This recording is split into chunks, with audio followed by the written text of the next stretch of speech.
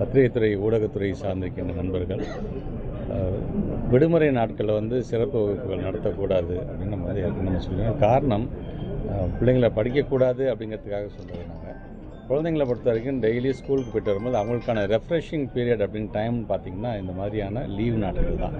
இது அவங்களை ரெஃப்ரெஷ் பண்ணிட்டு திருப்பியும் அவங்க தங்களை புதுப்பிச்சுக்கக்கூடிய ஒரு நாட்களாகத்தான் பார்க்க. அதன் பிறகு திருப்பி ஸ்கூல்ஸு ஜான் ஃபஸ்ட் வீக்லேருந்து ஆரம்பிக்கும் போது அதை சார்ந்து திருப்பி அவங்களை வந்து முழுமையாக ஈடுபடுத்தி கொள்ளுறாங்க. ஸோ அந்த மாதிரி நேரத்தில் குழந்தைங்க ஒரு மென்டல் ப்ரெஷர் இருந்துடக்கூடாது அப்படிங்கிறதுக்காக அவங்களுக்கே தெரியும். துணை முதலமைச்சர் எதுக்காக பிடி பீரியடை கடன் வாங்காதீங்கன்னு சொல்கிறது காரணமே உங்களுக்கு தெரியும். ஏன்னா அது குழந்தைங்க விளையாண்டு வரும்போது அதில் ஜென்ரேட் ஆகக்கூடிய ஓடி விளையாடும்போது ஜென்ரேட் ஆகக்கூடிய ஆக்சிஜன் மூளைக்கு போகுது, ஒரு ஃப்ரெஷ்னஸை கொடுக்க திருப்பி அடுத்த கிளாஸ்லேருந்து அவங்க வந்து கான்சன்ட்ரேட் பண்ணி உட்காருவாங்கிறதுக்காக தான் சொல்லுவாங்க. அது மாதிரி தான் இந்த லீவு நாட்கள் அப்படியாகத்தான் பார்க்க வேண்டும் என்று இது இப்போ இன்றைக்கி நேற்று இல்லை, தொடர்ந்து ஆட்சி மாற்றம் ஏற்பட்டதுலேருந்து நம்ம சொல்லக்கூடியது தான்.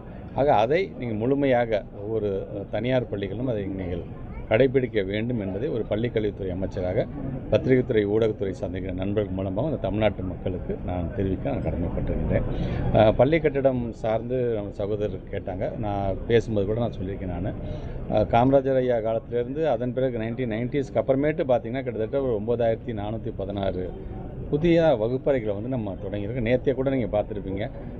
கிளாஸ் ரூம்ஸாக இருந்தாலும் அது நூலக கட்டிடமாக இருந்தாலும் கிட்டத்தட்ட 290 கோடி ரூபாய் மதிப்பீட்டில் வந்து நேற்று நம்ம தமிழ்நாட்டு முதலமைச்சருடைய திருக்கரங்கள் அதுவும் தொடங்க வைக்கப்பட்டிருக்கின்றது.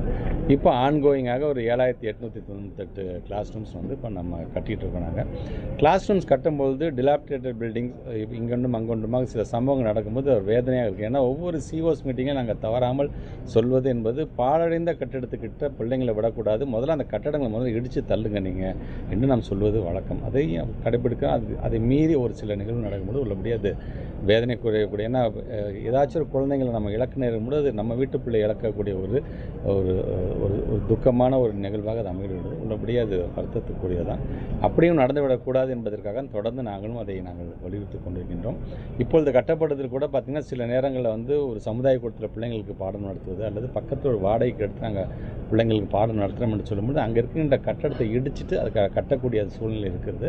அப்படி நடக்கும்பொழுது அங்கே பிள்ளைங்கள் வந்துடக்கூடாது என்பதற்காகத்தான் இருக்குமே. அது ஒரு தற்காலிகமான ஒரு ஏற்பாடாகத்தான் இருக்குமே தவிர இதற்காக இந்த மரத்தடியில் தான் உட்காந்து படிச்சுட்டு இருக்காங்க, இந்த இடத்துல தான் உட்காந்து படிச்சிருக்காங்க அப்படிங்கிற அந்த செய்தி என்பது அங்கே ஒரு கிளாஸ் ரூம் கட்டப்பட்டு கொண்டிருக்கின்றது என்பதை உணர்ந்து கொள்ளுகின்ற ஒரு செய்தியாகத்தான் அதை நீங்கள் பார்த்துட வேண்டும் என்பதை நான் தெரிவித்துக் கொள்கிறேன். இந்த கல்வி நிதி விஷயத்தில் நீங்களும் உறுதியாக இருக்கீங்க, ஒன்றிய அரசும் உறுதியாக இருக்குது. இப்படி தான் பெற போகிறோங்கிறது தொடர்ந்து இப்போ நாடாளுமன்றத்தில் வந்து நம்முடைய நாடாளுமன்ற உறுப்பினர் இப்போ 2 நாடாளுமன்ற உறுப்பினரும் இருக்கிறாங்க. அவங்க வாய்ப்பு கிடைக்கும் போது தான் நம்ம அது சார்ந்தவங்க வந்து அந்த கருத்தை சொல்லிக்கிட்டே தான் இருக்கிறாங்க. ஏன்னா நாம் எந்த விதத்திலும் நம்ம வந்து பின்தங்கி போய் நிற்கல. கல்வின்னு வரும்பொழுது அவங்க சொல்லக்கூடிய சமகர சிக்ஷாவில் சொல்லக்கூடிய 20 அப்ஜெக்டிவ்ல 19 அப்ஜெக்டிவ்ஸ் நம்ம தான் டாப்பில் இருக்கோம். நம்ம கேரளாவை பொறுத்தவரைக்கும் 20க்கு 20 அவங்க தான் டாப்பில். ஆனால் 2 மாநிலத்துக்கும் பார்த்திங்கன்னா இந்த நிதி வந்து கிட்டத்தட்ட 2 வருஷமாக 3548 கோடி ரூபாய் அவங்க வந்து நமக்கு வழங்காமல் வஞ்சிக்கிறது வந்து உள்ளபடியே அது வேதனை. பட் அரசியல் எதில் வேணால் செய்யுங்க, ஆனால் ஒரு கல்வியிலையும் போய் நீங்கள் அரசியல் பண்ணுகிறீர்களே அப்படிங்கிறத நம்ம வேதனையாக இருக்குது. இருந்தாலும் தமிழ்நாட்டு முதலமைச்சர் ஒவ்வொரு குவார்ட்டருக்கும் பார்த்திங்கன்னா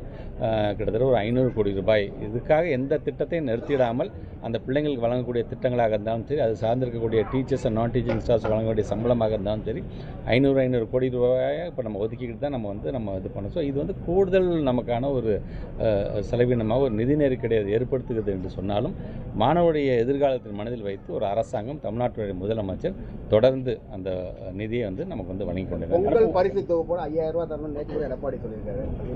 இல்லை, இதெல்லாம் தமிழ்நாட்டுடைய முதலமைச்சர் அவங்க வந்து எடுக்கக்கூடிய ஒரு முடிவு. அது நல்ல ஒரு முடிவை நம்ம தமிழ்நாட்டில் ஒரு சில பள்ளிக்கூடங்கள் வந்து இப்போ காம்பவுண்ட் சுவரில் ஒரு சில சமூக விரோத கூடாரமாக இருக்குது. அதுக்கு சிசிடிவிக்குன்னு ஏற்கனவே சொல்லியிருந்தீங்க, அது எப்போ வைக்க? இல்லை, இப்போ இதுக்கான டெண்டர் ப்ராசஸ் அது போயிட்டுருக்காது. டெண்டர் ப்ராசஸ் வந்து முடிஞ்சிருச்சுன்னா நீங்கள் சொல்கிற மாதிரி ஒவ்வொரு ஸ்கூலோடைய என்ட்ரன்ஸில் வந்து அந்த சிசிடிவியை வைக்கக்கூடிய அந்த பணியை நம்ம செய்வோம். இது இல்லாமல் தனியார் பள்ளிக்கிட்டே நம்ம ஏற்கனவே நம்ம வலியுறுத்தியிருக்கோம். எல்லாருமே சிசிடிவி கேமரா வைங்க, இன்றைக்கி இருக்கின்ற சேஃப்டி அண்ட் செக்யூரிட்டிக்கு அது தேவையாக உள்ளது என்பதையும் அதையும் நாங்கள் வந்து வலியுறுத்தி நேற்று முழுமையாக ஒரு 2:30 மணி வரைக்கும் பேச்சுவார்த்தை நடத்தியிருக்கிறோம். நாங்கள் அவங்க கேட்டதில் வந்து என்னென்னா 3 முறைக்கு மேலே அவங்களை சந்திச்சிட்டோம். அரசாங்கத்தோட நிலைப்பாடு என்னன்னு தெரிந்து கொள்வதற்காக தான் வந்திருக்குமே தவிர இது ஒரு பேச்சுவார்த்தையாக நீங்கள் பார்க்கக்கூடாது கூட அவங்க ஆணித்தரமாக சொல்லியிருக்காங்க. நேற்று நாங்கள் பேச்சுவார்த்தை முடிஞ்ச கூட இன்றைக்கி எல்லா பத்திரிகைகளையும் பேச்சுவார்த்தை தோல்வி, அதனால் நாங்கள் வந்து ஜனவரி மாதம் 6ஆம் தேதி வந்து காலவரையற்ற நாங்கள் போராட்டம் பண்ணோம்.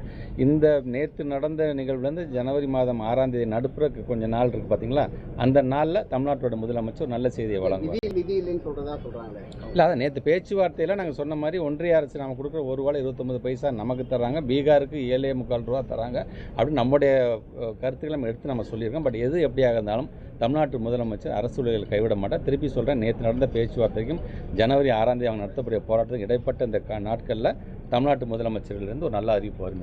இந்தியா கூட்டணியை பலப்படுத்துறதுக்காக எது எது புரியல? வர இளைஞர்களுக்கு வழிவிடணுங்கிற மாதிரி சொல்லி இல்லை, அவர் நாகப்பட்டினத்தில் பேசும்போது சொன்னார், இப்போ நாங்கள் இளைஞர்கள் நாங்கள் சொல்ல முடியாது, எங்களுக்கே இன்றைக்கி 48 வயசை கடந்துச்சு. இந்த மேடையில் இன்றைக்கி இவங்களாம் உட்காந்துருக்கும்போது எதிராம இளைஞர் நாளைக்கு நீங்கள் வரும்பொழுது உதயநிதி ஸ்டாலினர் கடைக்கு நான் முதற்கொண்டு நாங்கள் விலகி நிற்கணும்னு அந்த அடிப்படையில் தான் அவங்க சொல்லியிருக்கேன். ஏன்னா புது ரத்தம் பாய்ச்சி கொண்டே இருக்க வேண்டும். அதே நேரத்தில் பெரியவங்களை பொறுத்து அவங்களுடைய அனுபவம் எங்களை வந்து வழிகாட்டக்கூடியதாக இருக்கும். சார், நாங்கள் யாருமே விட்டு கூடாமல் எல்லாருமே எங்களுக்கு தேவை என்கிற அடிப்படையில் சொல்லியிருக்கோம். அவர் இளைஞரணி செயலர்கிற முறையில் இருக்கும்பொழுது இளைஞர்களுக்கு நிறைய வாய்ப்புகள் கொடுக்கணும்னு கேட்கக்கூடியது அவருடைய உரிமை. அது சார்ந்து முடிவெடுக்க வேண்டியது தலைவருடைய உரிமை. இந்தியா கூட்டணியை பலப்படுத்த வந்திருக்காரு, உங்களுக்கு அது எதுவும் சவாலாக இருக்கும்னு நினைக்கிறீங்க? இல்லைங்க, எங்களை பொறுத்தவரைக்கும் எங்களுடைய சாதனைக்கு எங்களுக்கு கை கொடுக்கும் அப்படிங்க. எங்களுக்கு போட்டிங்கிறது எங்களுக்கு திராவிடமுள்ள 2.0 நாங்கள் அடுத்து கொண்டு வரக்கூடிய திட்டம் தான் எங்களுக்கு போட்டி. இதை காட்டிலும் அதில் அதிகமாக பண்ணணும்னு நாங்கள் ஆசை. மேடம் ஆண்டாள் வேஷம் போட்டதுக்கு சர்ச்சையாக இருக்குது. அது ஒரு டான்ஸ் ட்ராமா எடுத்த ஃபோட்டோ. ராமானுஜர் நாடக அந்த ட்ராமாவில் ஜாகிர் ஹுசைன் பண்ணுறாரு, அதில் எடுத்த ஃபோட்டோ. சர்ச்சையாக அதை பற்றி உங்களை பற்றி பேசுகிறாங்க. ஃபோட்டோ சொல்லியாச்சு. என்னை அறிந்தவர்களுக்கு என் குறித்து நன்றாக தெரியும். அரசியல் செய்பவர்களுக்கு என்ன பதில்?